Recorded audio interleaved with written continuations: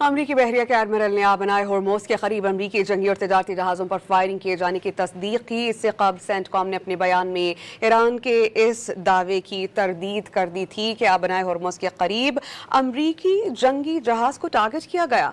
खबरसां agency Reuters के मुताबिक American admiral ने दावा किया कि ईरान ने अमरीकी और तजारती जहाज़ों पर फायरिंग की, लेकिन वो इन जहाज़ों को रोकने में नाकाम रहा।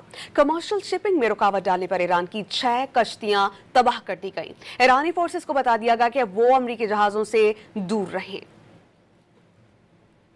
अमरीकी बहरिया के एडमिरल ने आबनाए होर्मुज़ के करीब अमरीकी जंगी और तजारती जहाज़ों पर फायरिंग किए जाने की तस्दीक की। इससे कबल सेंटकॉम ने अपने बयान में ईरान के इस दावे की तरदीद कर दी थी कि आबनाए होर्मुज़ के करीब अमरीकी जंगी जहाज़ को टारगेट किया गया। खबरसां एजेंसी रॉयटर्स के मुताबिक अमेरिकन एडमिरल ने दावा किया कि ईरान ने अमरीकी और तजारती जहाज़ों पर फायरिंग की, लेकिन वो इन जहाज़ों को रोकने में नाकाम रहा।